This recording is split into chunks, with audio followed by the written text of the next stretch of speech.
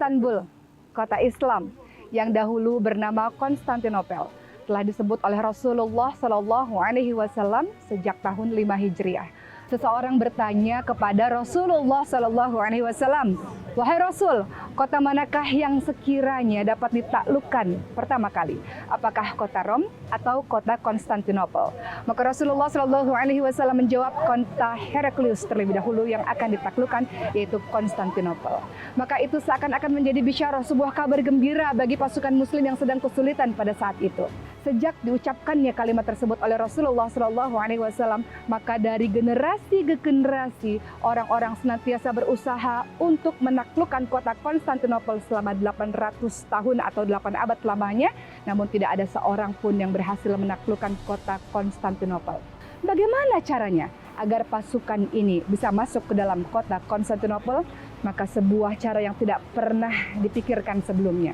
72 kapal kemudian dibawa lewat daratan yang disebut dengan Bukit Galata.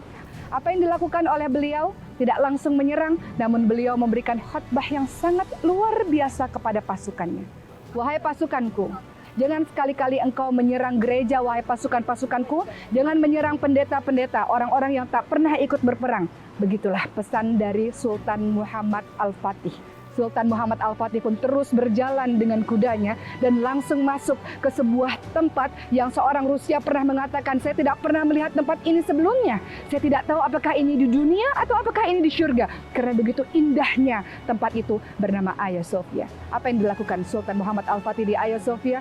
Seluruh patung-patung dan simbol-simbol dikeluarkan dan digantilah tempat itu yang telah menjadi gereja selama 1000 tahun dirubah menjadi masjid.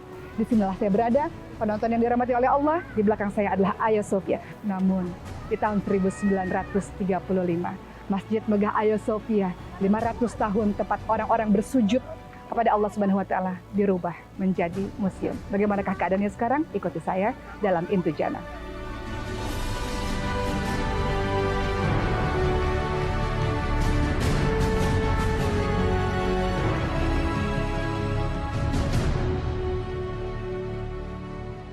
Hagia Sophia atau Hagia Sophia, disinilah saya berada pada saat ini, yang sekarang fungsinya adalah sebagai museum. Dahulu, Hagia Sophia adalah sebuah gereja untuk Kristen Ortodoks selama sekitar 1000 tahun.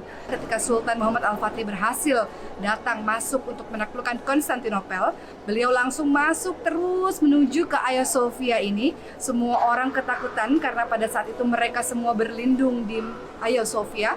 Namun Sultan Muhammad Al-Fatih pun memastikan dan menjamin keamanan untuk setiap orang boleh pulang ke rumahnya masing-masing untuk melakukan ibadah dan sembahyang menurut kepercayaannya masing-masing, semuanya aman. Di Hagia Sophia inilah pada akhirnya Sultan Muhammad Al-Fatih pun membuat masjid ini atau tempat ini yang tadinya gereja menjadi sebuah masjid, dan adzan pertama kali dikumandangkan di tahun 1453 pada saat asar. 29 Mei 1453 ketika itu hari Selasa, dan hari Jumatnya puluhan ribu umat muslim bisa bersembahyang sholat Jumat di tempat ini. Namun di tahun 1935 ketika masjid ini yang sudah berfungsi selama 500 tahun tempat beribadah, tempat bersujud oleh Kemal Atatürk dirubah menjadi museum. Disinilah semua orang dari seluruh penjuru dunia datang untuk melihat megahnya, hebatnya Hagia Sophia. Masihkah ada ruang untukku di tempatmu yang luas? Ku tahu aku banyak dosaku. Masihkah ada lagi belas? Penonton yang dirahmati oleh Allah Subhanahu wa Ta'ala, saat ini saya sudah berada di area Blue Mosque, atau orang-orang sering sekali mengatakannya sebagai Masjid Biru atau Masjid Sultan Ahmad. Masjid ini didirikan pada tahun 1609 sampai 1616 atas perintah dari Sultan Ahmad pertama. Yang menarik dari masjid ini adalah letaknya berhadapan dengan Hagia Sophia. Kalau penonton lihat di belakang saya Blue Mosque, di depan saya adalah Hagia Sophia. Memang masjid ini dibangun oleh Sultan Ahmad pertama untuk menyaingi kemegahan dari Hagia Sophia yang pada saat itu Hagia Sophia dibuat pada masa kejayaan Bizantium. Blue Mosque dijadikan sebagai tempat sholat dan jemaahnya kira-kira 10.000 orang. Biasanya sangat ramai pada hari-hari besar. Cerita menarik dari Blue Mosque ini antara lain adalah sebuah pintu gerbang yang terdapat rantai. Dahulu pintu gerbang ini hanya boleh dimasuki oleh Sultan Ahmad Pertama dengan menaiki kuda. Karena ada rantai tersebut sehingga Sultan Ahmad Pertama harus menunduk. Hal ini menunjukkan atas ketundukan dirinya di hadapan Allah Subhanahu wa Ta'ala. Seberapapun hebat diri kita sebagai seorang raja kah atau seorang penguasa kah, tapi tetap di hadapan Allah Subhanahu wa Ta'ala kita hanyalah seorang hamba. Namun sayangnya saya tidak bisa melihat gerbang tersebut, saya tidak bisa melihat rantai tersebut karena pada saat ini Blue Mosque sedang dalam tahap perbaikan.